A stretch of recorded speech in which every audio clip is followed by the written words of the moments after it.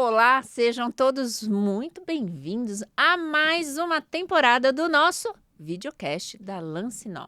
Na organização de Rojas Comunicação, estamos trazendo agora para o mês de agosto, o nosso mês do Agosto Dourado, mais uma série de reportagens, de conversas, de orientações para levar a você, mamães de primeira viagem, futuras mamães, para que a gente tire todas as dúvidas de vocês.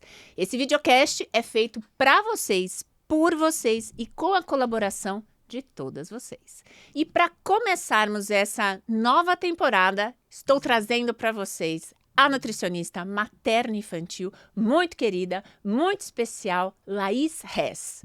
Seja muito bem-vinda! Olá, doutora Carol. Tudo bem com você? Agradeço essa apresentação e agradeço a Lancinó também pelo convite de A gente estar que aqui. fica muito feliz de poder trazer pessoas assim como você, que o foco do trabalho, né, do servir ao outro é o materno-infantil. Então, seja muito bem-vinda à nossa Muito obrigada. temporada aí do Agosto Dourado.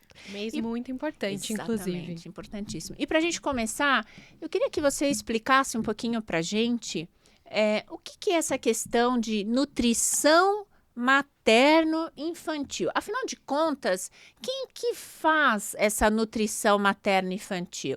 É médico? É enfermeira? É uma nutricionista com especialidade? Não precisa ter formação? Explica um pouquinho para todos nós. Perfeito. Até porque é uma dúvida, né, que rola. Por quê? A área da nutrição materno-infantil é uma área muito nova, querendo ou não. Tá.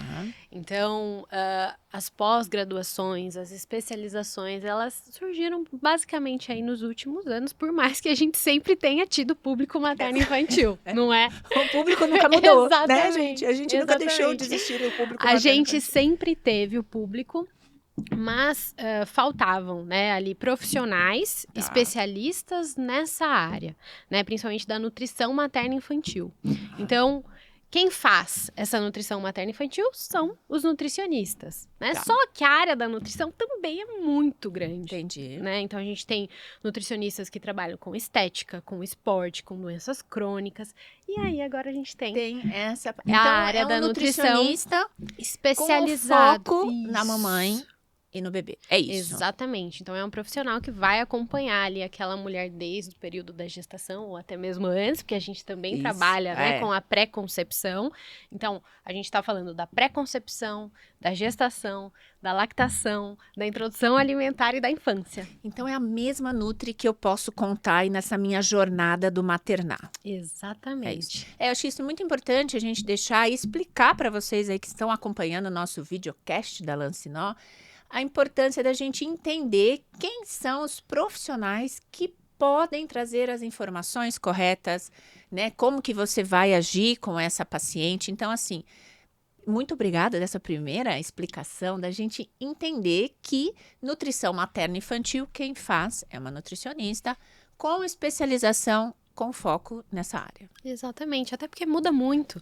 Não tem como a gente comparar, né, uma alimentação ali de um atleta, Sim. né, ou ali às vezes de um adulto fazendo uma dieta pensando ali em alguma doença crônica e uma mulher, né, que está gestando, que tem ali as diferenças de acordo com cada trimestre, de acordo com cada experiência que a gente tem também. Então, é muito mais específico. Orientações diferentes, vamos dizer assim. Eu acho legal esse comparativo que você foi fazendo, né? Contando como se fosse uma sequência, que a vida, na verdade, é uma sequência, né? A gente não gosta de comparar com um jogo de videogame, mas é isso, a gente tem fases da vida, né? Exatamente. Então, se eu me vejo, né, Laís, naquela fase de que vou começar a me programar para engravidar, né?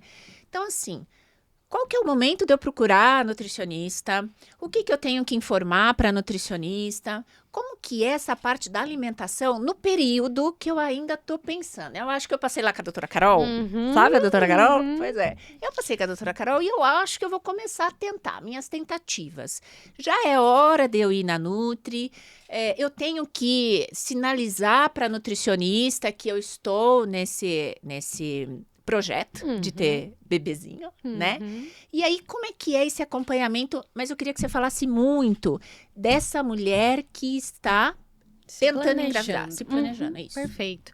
Hoje em dia, gente, a gente tem um termo muito importante, né, nessa área materno-infantil, que são os primeiros 1.100 dias. Antigamente, a gente falava muito dos primeiros 1.000 dias do bebê. Esse antigamente ela quis, assim, fazer uma Não, direção pra recente, idade. não, Então tá é bom. recente, mas assim, é uma coisa mais nova, né? É um passo a mais que a ciência tá dando, transformando um pouco os primeiros 1.000 dias para os 1.100 dias. O que seriam esses 1.100 dias? A gente está falando ali do período de 3 meses de pré-concepção, ou seja, desse 90 planejamento para a Que, gravidez inclusive, acontecer. esses 90 dias é o período que todas as sociedades médicas te orientam a repor o ácido fólico, a você olhar, dar uma atenção para a parte de vitaminas, né? Então, Exatamente. esses 90 dias também batem com a orientação que nós, ginecologistas, que fazemos essa parte, né, de reprodução, essa parte da concepção, a gente também orienta. Exatamente. Então, a gente está falando, né, desse período de 90 dias, né, antes dessa concepção acontecer. Sim. Depois, todo o caminho ali da gravidez, os 9 meses de gravidez. Tá.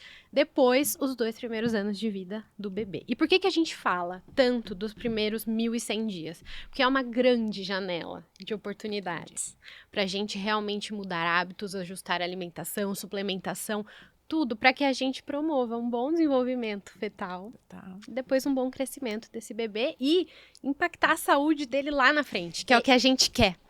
Eu costumo explicar para meus pacientes, né? Tudo que você faz um print metabólico no seu Exatamente. bebezinho. Já tá marcando ali, já tá deixando a marca. Não dá para Não tem você, se você tem uma vida que não é saudável, não tem uma orientação, não dá para você exigir que o bebezinho não tenha uma diabetes, não tenha uma obesidade, não tenha uma Sim. alteração de colesterol lá na frente. Exatamente. E assim, eu vejo o quanto que é difícil a gente falar desse assunto. É. Né? Eu acho que as pessoas ainda não acreditam a importância de uma boa alimentação, a importância de você estar com uma nutricionista.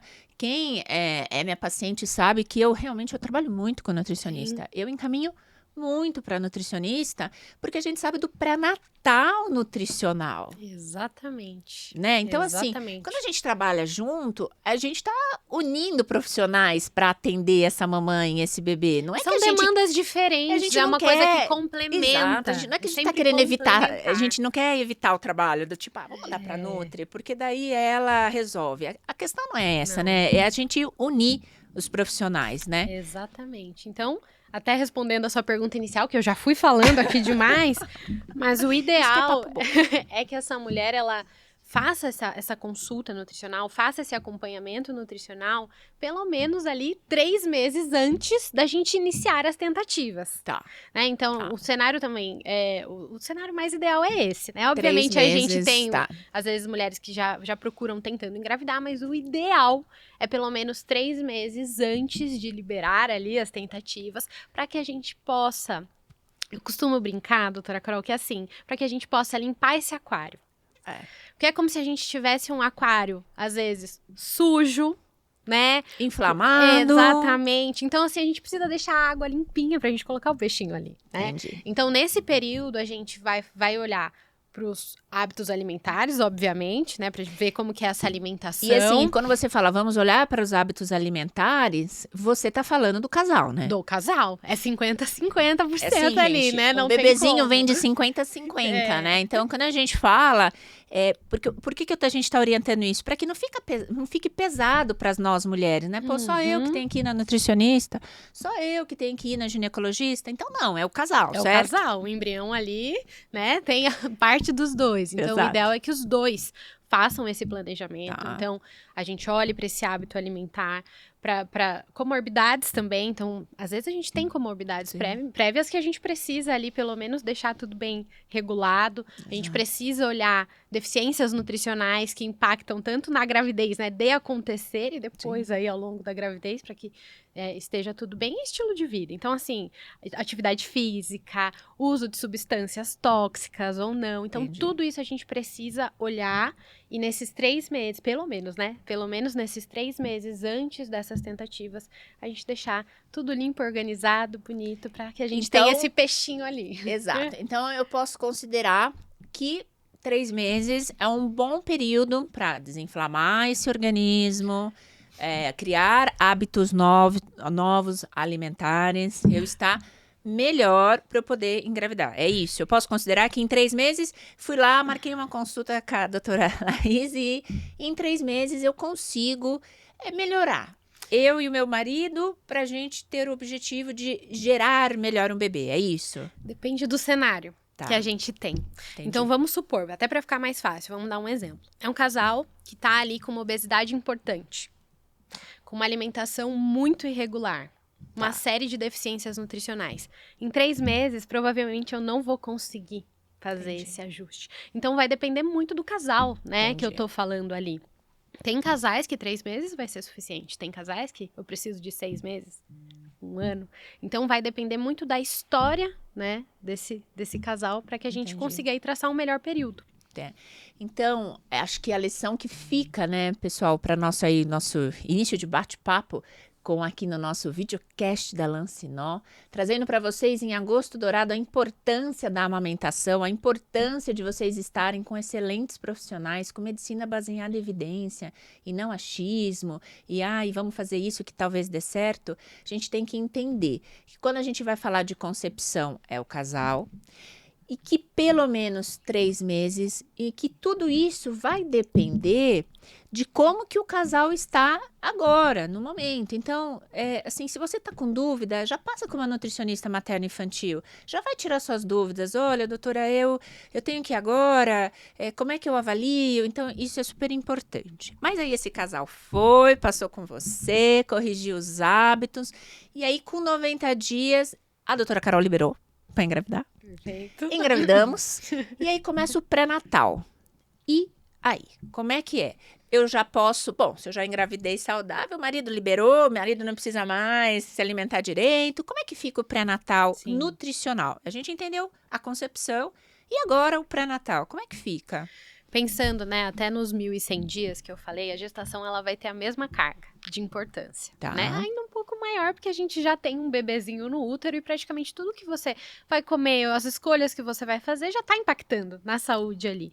E, gente, isso não é para trazer uma pressão, sabe, excessiva de, agora eu preciso realmente mudar essa carga. Não é para ter uma carga, é para pensar para um outro lado. Mudar a visão. Mudar a visão, exato. Mudar o ângulo da visão para esse pré-natal. Exato, porque às vezes se a gente entra, agora eu não posso comer isso, eu não posso comer aquilo, eu tenho que pensar mais na alimentação com uma carga, vai ser mais difícil. Só que a gente tem um outro lado para olhar, né? Sim. Qual é o lado? Do que você tá fazendo, reflete no bebê. Não tem como. Você tá, é como se fosse um ato realmente de amor, né? Você tá melhorando a sua alimentação, fazendo melhores escolhas, não só por você dessa vez, claro, né? Mas também por um outro ser. E isso é muito legal da minha área, que a gente tem um outro objetivo.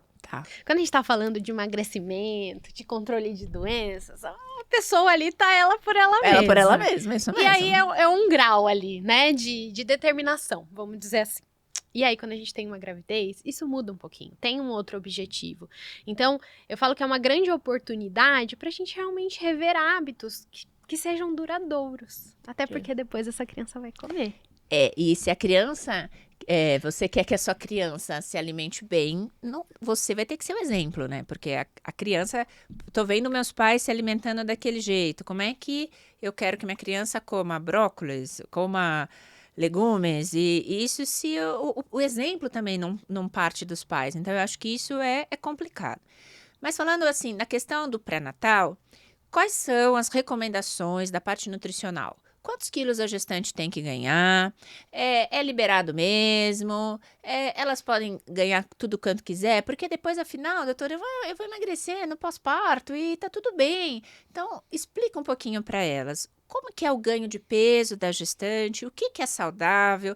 O que é sinal de alerta? Descobri que estou um pouquinho fora do peso, posso dar uma emagrecida durante o pré-natal? Explica um pouquinho essa parte. Perfeita dúvida, porque sempre surge no consultório, né? É uma dúvida muito comum delas, porque elas engravidam e têm muito medo de engordar. né? Ai, meu Deus, agora eu vou engordar. Eu confesso que as minhas pacientes têm medo da balança. Lá do consultório. Elas elas sempre falam, têm. doutora, sua balança tá quebrada.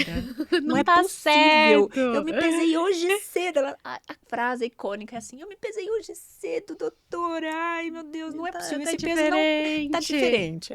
E acontece mesmo isso, porque tem esse receio. E a gente sempre associa muito, né, ganhar peso com ganho de gordura. Então é por isso que elas têm tanto medo de ganhar peso na gravidez. Só que ganhar peso na gravidez é saudável. Isso também eu tento tranquilizar. Obviamente que a gente vai trabalhar com quantidades ali, né, adequadas. Sim. Então, a gente não tá falando também de um ganho de peso excessivo e nem de um ganho de peso insuficiente. Mas o ganhar peso na gravidez, a gente não precisa ter medo, porque a gente tá falando de uma série de alterações fisiológicas dessa hormonais, mulher. imunológicas. Exato. E que realmente pesa mais. Então, a gente tem aumento de mamas. Às vezes, eu tenho um paciente que nitidamente, ali, a gente chega quase a ter 1 quilo de mama a mais ao longo de toda a gravidez. E ainda tem o peso do bebê, Expansão da placenta, de útero, do exatamente. líquido, da retenção hídrica. Então, tem essa questão. E é normal também, é comum, esperado também pelas mudanças, que a gente tenha um pouco de acúmulo de gordura na região do quadril também. Como se fosse uma preparação também ali, uma reserva energética, né, que a gente fala. Então, assim, são alterações... Tudo isso que você falou que pesa na balança. Então, é esperado que a gente tenha o ganho de peso.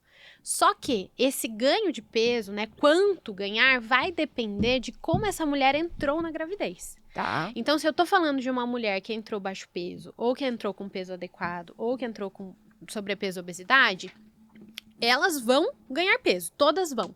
Só que o valor ali de referência varia. Tá? Então, eu vou falar, por exemplo, de uma mulher que entrou com peso adequado. Adequado, né? Que é o que mais a gente pega.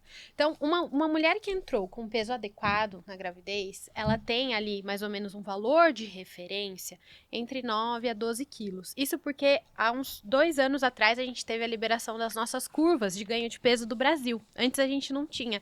A gente emprestava as recomendações. É igual o MC, né? Que é emprestado. É tudo emprestado. Então... Os estudos são todos emprestados, né? Exato. Então, a gente emprestava, né, o valor de referência de ganho de peso dos Estados Unidos, a curva de ganho de peso do Chile. E aí, em 2022, a gente começou a ter os nossos valores de referência. Então, a gente tem aí, né, para uma mulher entrando com peso adequado, um ganho de peso aí previsto de 9 a 12 quilos. Obviamente que isso vai ser muito variável, tá? Então... Pode ser que às vezes a gente ganhe mais, a gente ganhe menos, mas é importante sempre olhar para aquela pessoa, aquela paciente, para ver como que ela vai evoluindo ao longo da gravidez, para ver se a curva dela está adequada, se ela não está tendo pico, né, ganhando muito de um mês para o outro, e aí a gente precisa sempre ir trabalhando ali em conjunto com aquela mulher. Principalmente na fase que a gestação fica diabetogênica, né? Então, assim... A gente tem que seguir uma orientação, e eu sei que é difícil, as pacientes ficam, né, com aquele sentimento de, não quer que eu engorde, não, mas tá tudo bem, eu tô gestante, eu tô tendo que comer por 2, minha avó falou isso e sempre deu certo, né? E a gente tem que entender, pessoal, que o ganho de peso durante a gestação vai refletir diabetes gestacional, vai refletir dificuldades no parto, aumento do processo inflamatório, que você já vai deixar o seu corpo todo inflamado, né, por conta da gestação, a parte hormonal. Então, assim, não é brincadeira o controle de peso. Então, assim, é um assunto chato. E que tem que ser falado, não tem como, tem que falar. Tem que falar, a gente não tá fazendo, não tá dissipando o medo, a gente não tá dissipando o horror, né, aquela coisa de vamos deixar todo mundo nervoso com essa situação, mas a gente precisa falar. Mas eu passei, então, pelo processo da concepção, passei pelo pré-natal, aí eu venci a etapa do parto, eu tive o parto, e aí eu vou para a amamentação. E aí, como é que fica essa questão da nutrição durante o período da amamentação? Eu tenho que mudar a alimentação? Eu não tenho que mudar a alimentação? Como é que fica essa parte? A base da alimentação, tanto quando a gente fala até da gestante mesmo, quanto da lactante, né, nesse período de amamentação, a base sempre tem que ser o que a gente chama de comida de verdade, né? Nutricionista adora esse termo. Mas não, vou falar outro. Pode falar. Posso falar? Fala. Como é que é? descasque mais, desembrulhe menos. Isso, perfeito. Não é isso? Perfeito. Tô aprendendo.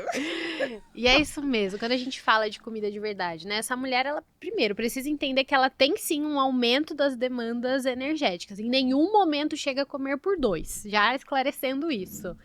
Entendido que é mito falar que eu mito. preciso comer por 2. Então imagina na gemelar, né? Eu preciso comer por 3. Imagina. Não dá. Tá, Então, entendi. assim, a gente tem sim um aumento calórico, então tanto lá na gestação, primeiro trimestre não tem tanto, segundo tem um pouquinho, terceiro tem um pouquinho, a amamentação tem mais. A gente chega a ter um acréscimo calórico de 500 calorias por dia. Só para você ter uma ideia, 500 calorias por dia, a gente tá falando ali de 1 hora de corrida diária. Então eu vou ter que aumentar meu treino? 1 hora correndo, eu só gasto 500 calorias? 500 calorias, dependendo desse nível, se for ou não for um nível intermediário Nossa, ali, eu sim. preciso encerrar esse videocast para marcar uma consulta urgente com a Laís para ela me atualizar minha alimentação. Então a gente tá falando, por exemplo, um acréscimo calórico de 500 né? calorias é como se fosse ali mais ou menos uma hora de corrida. Então essa mulher, o corpo dela tá trabalhando muito mais para produzir leite. Né? Tá trabalhando ali de noite, é uma fábrica. Então, a gente precisa, primeiro, trabalhar a base da alimentação para que seja comida de verdade. O que é comida de verdade? Frutas, verduras, legumes, os cereais. E quando você fala comida de verdade, é sim, frutas, verduras, legumes, todas. Tem alguma que você fala assim, olha, essa não pode de jeito nenhum. Todas, tá. Não tem nenhuma que seja Independente se eu ainda não engravidei, independente se eu já tô grávida, ou independente se eu tô na amamentação. Todo mundo pode comer de tudo. É isso. Frutas, verduras, legumes. E aí a gente trabalha também com as bases ali de carboidrato, também é importante, né? Então, o arroz integral, batata doce, inhame, mandioquinha, as leguminosas, os feijões. O típico arroz e feijão do brasileiro, espetacular. Riquíssimo ali em carboidrato, em proteína também. E a gente também vai incluir laticínio, se essa mulher consumir, obviamente. Se não consumir, a gente consegue fazer substituições. Mas a gente precisa deixar a alimentação focada em comida de verdade, fracionada. Então, uma mulher que amamenta e uma mulher gestante, ela não vai fazer jejum intermitente. Ela não vai fazer uma dieta low carb, que são dietas, né, que não estão na moda, querendo ou não, mas é um público que não se encaixa nessas dietas. Então, são pacientes que vão consumir carboidrato, proteína, gordura, que vão ter uma alimentação fracionada. Então, que vão fazer café da manhã, se possível, lanche da manhã, almoço, lanche da tarde, jantar. Porque pensa, se o seu corpo está gastando muito mais caloria do que ele gasta, tem que se alimentar melhor. E você pula uma refeição, não é à toa que muitas mulheres que amamentam se sentem fracas. Nesse processo. Isso eu acho que é uma das grandes queixas que a gente recebe no consultório, né? Eu tô muito cansada. Inclusive, eu tomo muito cuidado. Eu peço um retorno de pós-parto bem precoce, né?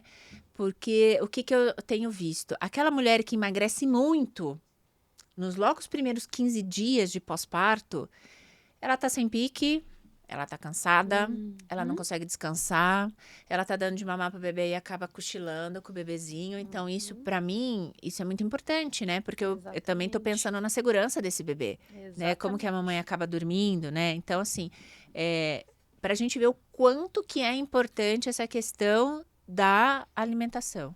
Então, no pós-parto, ela vai ter que fazer esse reajuste. Vai precisar fazer esse reajuste, e aí entra a grande importância da rede de apoio, né? Porque é difícil demais conseguir cozinhar, organizar a alimentação no pós-parto. Então aí entra muito esse papel da rede de apoio. Se é tão difícil, agora eu até fazer uma pergunta. A mamãe que tá amamentando, né, que tá dando de mamar, ela pode, por exemplo, antes do parto, lá por volta das suas 37 semanas, 36 semanas, se organizar, fazer comida e deixar congelada, ou perde todos os nutrientes, não compensa fazer congelamento, tem que ser, quando você fala comida de verdade, tem que ser comida fresca. Como é que é?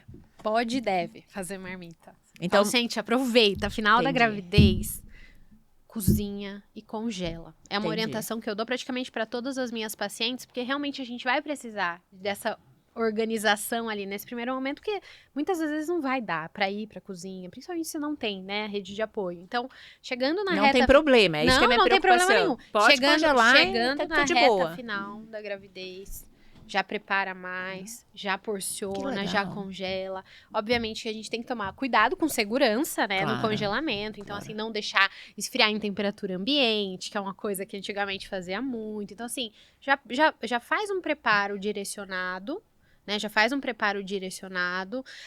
escolhe ali os alimentos, porciona, vai pro congelador. E aí, com certeza, você vai ter opções ali para Porque comer é no difícil, né? A pós-parto. gente fala muito, né? E o Agosto Dourado vem pra gente dar esse suporte, né? O objetivo do videocast da Lancinó é trazer essas orientações, né? Porque a gente sabe que tem muita dificuldade, a gente sabe que tem muita dúvida e que às vezes a gente acaba não perguntando com o profissional, a gente acaba não se orientando. Então, eu acho que assim, acho que é importante essas coisas que você está orientando pra gente, de pode congelar, né? Então, vai aprender como é que faz o congelamento, vai, né? Eu acho que isso é bacana esse Com assunto, porque você certeza. está ajudando essa Com mulher, né? certeza. Você está ajudando esse bebê a ficar na amamentação, porque a mãe está Tá nutrida, ela está hidratada, ela não está passando por uma queda de peso importante que está consumindo essa paciente, né? Então, eu acho que isso é muito importante. Sim. Mas tem um assunto polêmico, e que nem ninguém sabia que eu ia fazer a pergunta, mas eu vou fazer. Queria que você falasse um pouquinho sobre suplementação para as mulheres. É porque assim, né, doutora? Vamos lá. A gente sabe que tá muito fácil de eu comprar. Eu posso entrar aí em vários sites, né, de compra, de busca e por lá. Qual o suplemento ideal para a fase que eu estou de me preparando para engravidar? Qual que é a suplementação ideal que não pode faltar no pré-natal, né? E vendem sem receita, e vendem sem a orientação de um profissional. Então, minha pergunta é, explica o que é suplementar, Laís. Todo mundo precisa? Pô, se você tá mandando eu Perfeito. comer comida de verdade, e aí você me manda comprar um monte de comprimido, você me manda fazer um monte de fórmula, e aí são aquelas fórmulas que o comprimido fica enorme, aí você tem que tomar 3, 4, 5 cápsulas para representar uma dose. O que é de verdade a suplementação? O que precisa? Todo mundo tem que tomar. Eu queria muito que você explicasse assim, de uma maneira bem lúdica, para todo mundo poder entender o que é. Perfeito. Vamos lá. Gente, não tinha combinado essa pergunta. Vamos lá. Não tinha. Mas é uma eu não pergunta aguentei, muito Eu não boa. aguentei, eu tenho que aproveitar que eu tô com uma profissional, eu tenho que fazer a pergunta. É uma pergunta muito boa, porque tem riscos no que você falou. E a gente precisa falar desses riscos também. Então, primeira coisa, o que é um suplemento? Tá. Um suplemento alimentar. É um nutriente que tem já naturalmente ali nos alimentos que a gente come. Então, a gente tá falando de um nutriente Tá. isolado em uma quantidade maior do que você comeria ali numa refeição. E aí que você pode tomar uma cápsula, tá? Ok. A gente tem uma série de suplementos nutricionais e alguns sim são importantes na gravidez, a depender de cada caso, tá? Então, primeira, eu já tô começando a entender o que você vai me levar pro meu pensamento. Então, assim, sempre para fazer qualquer suplementação, a gente precisa olhar o indivíduo que a gente está trabalhando. Tá. Porque às vezes eu posso dar um suplemento que ela não está precisando. E ela vai lá, ela compra o comprimido, ela gasta dinheiro, porque suplemento é caro. Então, é isso que me preocupa, porque além de você, como você tá falando, né, que tem os riscos, nada é barato, Não. né? Não é. A gente sabe que tem várias marcas, tem várias farmácias de manipulação, né, de que fazem e tal. Então, eu acho que isso é importante a gente orientar. Exato. E assim, primeira coisa, isso é muito importante, gente. Qualquer suplementação começa pelo prato que a gente come. Porque isso que, quando você falou assim, olha, o suplemento é aquilo que está dentro do alimento e que você vai tomar de uma quantidade aumentada numa cápsula. Eu falei, bom, então tá no prato. Tá né? no prato. Tá no prato. Exato. Então, assim, o primeiro olhar é comida. A gente tá falando, a gente começa a suplementação no prato. Quando a gente não consegue atingir as recomendações que a gente precisa, no caso de uma gestante, por exemplo, que ali no decorrer dessa gestação, principalmente pensando em segundo e terceiro trimestre, tem um aumento das demandas, né, nutricionais, pode ser que o que ela consuma não seja suficiente. Então, a suplementação, ela entra ali. nesse Então, momento. quando você fala assim, ela entra nesse ponto, suplementar não significa que eu posso só ficar com a suplementação e não cuidar mais da minha alimentação. De maneira alguma. É sempre o inverso. Começa pelo prato Começa pelo e a prato. suplementação complementa. E tem Entendi. casos também quando a gente já recebe a paciente, a gente já detecta ali alguma deficiência nutricional, aí a gente já pode entrar com esse suplemento, porque às vezes eu não consigo corrigir só com a alimentação também. Entendi. Então, a gente tem um cenário de correção, então quando eu já detecto ali uma deficiência nutricional, ou de prevenção, quando eu tenho um aumento das necessidades nutricionais, Tá. essa mulher não está conseguindo comer, e aí a gente faz a suplementação. Só que um ponto muito importante que aqui eu tô me coçando para falar, que foi até que você Fala. falou no seu discurso, Fala. é o seguinte, existe muito hoje de procurar na internet o suplemento adequado para cada fase, ou seguir profissionais que já indicam suplementos nas redes sociais.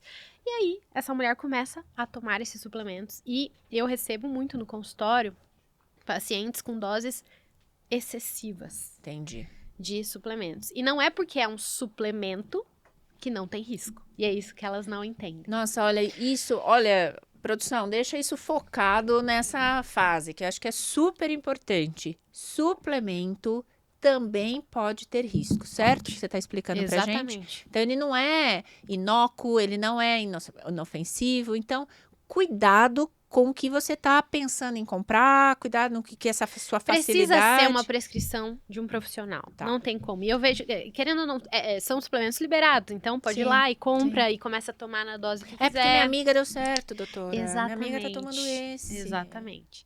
Então, assim, tanto a falta quanto o excesso são prejudiciais. E a gente precisa tomar Entendi. cuidado. E é uma coisa que eu Entendi. sempre falo, porque realmente acontece e tem acontecido cada vez mais. Eu vejo muito. E sabe o que a gente, como médico, tem a sensação? Agora eu vou te contar o lado de cá. Que quando a gente vai lá, faz os exames, né? Prescreve e dá para paciente 1 ou 2, aquele que tá faltando, ou aquele polivitamínico e tudo Sim. mais, elas ficam decepcionadas. Sim. Só Mas isso. como assim? A senhora não vai me passar isso? Eu falei, mas tá tudo bem. Não, mas a minha amiga tá tomando. Eu falei, mas a sua amiga é sua amiga são os exames hormonais dela, os exames de vitamina dela, que não é o que é a sua realidade, Sim. né? Então, assim, essa questão da suplementação tá muito difícil hoje em dia, porque a gente não sabe, né, na verdade, o famoso o que pode e o que não pode, né? Então, isso é muito arriscado. Mas eu queria agora te colocar num ping-pong. Você me fala se pode ou se não pode? Pode ser? Vamos Então, lá.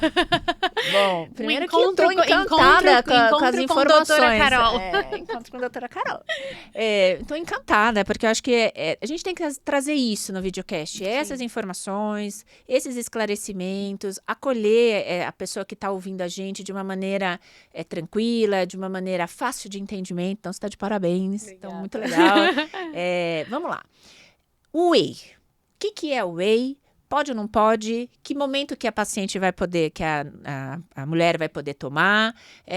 Tem risco, não tem? Como é que é? Bom, esse é um suplemento aí bem requisitado, vamos Claro, dizer assim. mas Então vamos lá, primeira coisa, o que é o whey? O whey, ele é um suplemento. Então, de novo, vamos lembrar que no que suplemento vem de o alguma nutriente coisa que tem no certo, alimento. tô Então, entendendo. o whey, ele é ali a proteína do soro do leite. Tá certo. Então, o leite que a gente toma tem whey. Tá. Só que em uma quantidade menor. Lembra que eu falei que geralmente é mais concentrado. Então, a gente tá falando da proteína do soro do leite da vaca. Levando isso em consideração, eu já sei Certo. que é um suplemento natural, que a gente tem ali uma origem alimentar, e que ele pode, sim, ser usado na gravidez. Por todas? Não. Entendi. Tá? Como a gente está falando de um suplemento proteico, à base de proteínas, ele vai ser uma boa opção quando essa mulher não conseguir ingerir proteínas Proteína. suficientes. Então, por exemplo, uma gestante, primeiro trimestre, passando muito mal. Com hiperemese gravídica. Não consegue comer nada. Não consegue. Isso é verdade. Pode ser que no caso dela seja legal fazer, Entendi. né, uma suplementação com proteína, se ela tolerar, obviamente, Claro, também vai depender disso. Um outro exemplo, que seria muito benéfico. Tô falando de uma gestante vegetariana no 3º trimestre da gravidez, que eu tenho uma demanda nutricional aumentada, A gente que eu precisa tenho fazer uma esse bebezinho ganhar peso, né, uma gente? demanda- Terceiro trimestre, ele tá quase ali Exato, pronto uma pra demanda nascer. proteica aumentada, ela tá fazendo a dieta dela, mas ela não tá conseguindo bater a quantidade de proteína que ela precisa. Entendi. Então, no caso dela, seria uma boa opção também. É qualquer whey que eu gosto de usar? Não. Por quê? No público materno-infantil, no geral, a gente sempre vai pensar em um produto com uma base mais limpa. Tá. O que é uma base mais limpa? Sem corante, sem aditivo químico, entendi. sem conservante, com adoçantes mais naturais, sem adoçantes. Então, hoje, por exemplo, o mercado do whey tem uma série porque quando a gente fala, de estou tomando whey, produtos. mas qual? Né? Porque a gente Exato. sabe que eles colocam muito adoçante Sim. na fórmula, né? A gente vê aí que não é o isolado, não é, né? Então tem assim, a gente sabe como que é Sim. difícil, né? Então, precisa achar, né, um produto que seja mais limpo. Pra gente ter mais segurança e mais Por tranquilidade. isso que eu falo, né? Por isso que é a importância do profissional, né? Para te orientar. Porque senão você vai ter que ficar aprendendo. Ah, meu Deus, o que é isso? É isso, é isso. Então, assim, se você estiver bem assessorado, bem assistido, com um profissional que sabe o que está fazendo, né, Laís? Acho que isso que é importante a gente falar. A gente tem que receber, tá tudo bem, fazer essa suplementação quando precisar, como você ensinou para todos nós aqui do nosso videocast da Lancinol.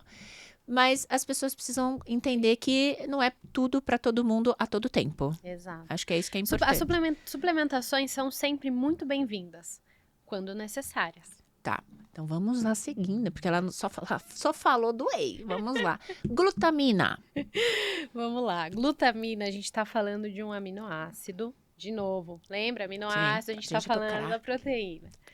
Que não tem praticamente nem comprovação ali para o público de esporte. Na teoria, é um suplemento usado para imunidade, sem muita comprovação. Então, é um suplemento totalmente desnecessário na gravidez. Creatinina. Creatina. Creatina. Creatina, mais uma vez, um aminoácido também presente nas carnes, isolado ali.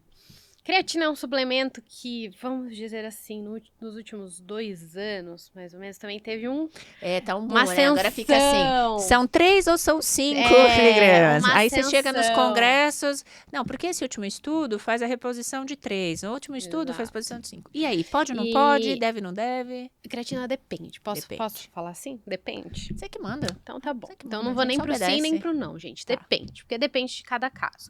Hoje, na prática clínica, a gente tem usado sim a creatina para gestantes, principalmente quando a gente tem algumas situações específicas que a gente já tem ali, às vezes, a gente tem mais estudos, tá? De segurança. Que público que a gente tá falando? Pacientes com restrição de crescimento intrauterino, a gente pode sim promover ali Que legal. um melhor crescimento fetal ali, pré-eclâmpsia, risco para pré-eclâmpsia, diabetes gestacional. Então, Legal. não é um suplemento, assim, proibido, tá? Mas que Essas entre... indicações.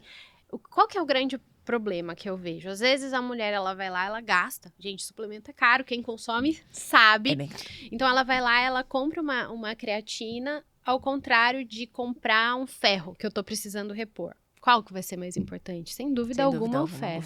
Então, vai depender muito ali de cada paciente, de cada realidade, da necessidade de suplementação, da avaliação dos riscos. É uma paciente com risco para diabetes, para pré-eclâmpsia, para restrição de crescimento intrauterino? Como que tá esse crescimento do bebê no ultrassom? Então, Entendi. num geral, em indicações específicas. Entendi. E na amamentação, agora então pensando nos nossos pequenininhos, nos nossos recém-nascidos e tudo mais. Queria que você explicasse pra gente a alimentação do recém-nascido, qual que é o recomendado, até quando que eu lhe fico só com aleitamento exclusivo e depois eu tenho o ping-pong do que pode e o que não pode. Mais um. Claro, Um encontro com a doutora Carol. Exato, gente. Eu tenho que extrair todas as informações. Bom, vamos lá. Quando o bebê nasce, né, a gente sempre vai ter como primeira escolha leite materno, né? Então, a recomendação da OMS é, inclusive, aleitamento materno exclusivo até os 6 meses de idade. Explica o exclusivo. Eu não posso dar nem um chazinho, mas a minha vizinha, doutora, falou que dá um chazinho, a criança dorme bem, ela se acalma. Não pode. Não. Então, exclusivo, a gente tá falando só de leite materno. Mas ele não vai ter sede? Não vai ter. Leite, imagina, leite materno riquíssimo em água. Ele não vai ficar fraquinho só com leite? Não vai. Então, então leite até 6 meses. Leite materno ali de forma exclusiva até 6 meses. Então, a gente não tá falando, né, de inclusão de chás, de águas, de sucos, papas de frutas, que às vezes acontece também de forma precoce. Entendi. Então, a gente tá falando de só leite materno na impossibilidade da amamentação, porque a gente sabe que isso acontece, fórmula infantil. Então, essas são as possibilidades de alimentação ali. Até os 6 meses, desculpa. Até os 6 meses é isso. Até os 6 meses. Então, essas são as possibilidades até os 6 meses. E outra, a fórmula, né? Ela vai ter toda uma orientação do pediatra, qual que é mais indicado, em que fase que você tá, qual leite tem a composição para a fase do seu bebezinho que você se encontra. Não vai falar assim, eu vou parar de dar o peito e agora eu vou para tal leite. Exato. A gente não tem a capacidade, a gente não estudou o suficiente para escolher a melhor fórmula para o seu bebezinho. Exato. Né? E tem também a questão de ajuste de frequência, ajuste do volume. Então, tudo isso vai depender também de como aquela criança está evoluindo ali. Então, não só a escolha da fórmula, mas como a gente vai oferecer em frequência, em quantidade. Né? E aí, depois dos 6 meses, a gente entra num outro momento ali, né? A gente está falando da introdução alimentar. Então, que é a famosa IA. IA, exatamente. Introdução alimentar. E aí, como é que é essa questão da introdução alimentar? A criança, ela perde alguma coisa porque ela deixa de consumir o leite materno em uma certa quantidade? Tudo que a criança precisar vai estar dentro do leite materno e da alimentação? Como é que é? Eu queria que você levasse a gente nesse mundo aí da IA. E aí, eu vou esclarecer uma coisa, assim, que vai fazer com que as mães levem a introdução alimentar de uma forma mais leve. Isso é importante. Entendi. Por quê? Não é porque essa criança ela vai começar a ser exposta aos alimentos que ela já vai começar a comer. Tá? E outra, né? A gente até sabe que quando a criança começa a introdução alimentar e ela aceita aquele alimento, ela precisa dar uma mamadinha na mamãe para entender assim, minha mãe tá aqui? Exatamente. Peraí, você tá tirando leite e eu vou perder o contato com a minha mãe? Então, eu vejo muitas pacientes falando isso, que quando elas começam a introdução, quando elas falam assim, nossa, eu vou dar uma descansada, termina de oferecer, a criança já tá procurando, porque a criança precisa, psicologicamente, desse contato. Não, mamãe tá aqui, Exato. eu tô entrando numa nova etapa da minha vida, mas a mamãe tá aqui, né, na introdução alimentar. E nutricionalmente falando também, o leite materno continua sendo o principal alimento até 1 ano de idade. Entendi. Então, não é porque a introdução alimentar ela entra que substitui o leite. Não, isso vai acontecendo de uma forma natural ao longo desse processo de introdução alimentar. Então, começamos a introdução alimentar, vamos expor alimentos para essa criança. Ela vai começar a se adaptar, e aí é importante, gente, trabalhar um pouco a expectativa. Porque não é porque a gente vai dar algum alimento que a criança vai começar a comer logo de cara. Então, assim, né? Não, vou oferecer a frutinha, ela vai aceitar a frutinha, claro que vai. Se cria muita expectativa sim, sobre a introdução alimentar, porque eu falo assim, gente, é lindo ver um bebê comendo. Então, todo mundo vai querer que o bebê coma. Só que às vezes não acontece logo de cara. A gente precisa ali de uma adaptação alimentar que a gente fala. Então, oferecer com constância, variando os alimentos, com paciência, com persistência, sem forçar, né, essa criança a alimentar. E aí, com isso, a gente vai tendo adaptação alimentar, a criança vai começando a comer mais e a mamar menos. Então, não é uma substituição. Entendi. Então, assim, o aleitamento com a introdução alimentar caminham juntos ali. Né? E eu sempre falo assim, começar a introdução alimentar e você substituir uma mamada por uma fruta, esse bebê não vai comer, porque ele tá esperando o leite para matar a fome. Entendi. Entende? Então, se você já achar, não, vou começar a introdução alimentar, ele vai mamar menos. Ela é do engano. Bom, então pra gente, a gente tá chegando quase ao nosso fim dessa nossa primeira participação dessa temporada do Agosto Dourado, do videocast da Lancinó, numa organização de Rojas Comunicação.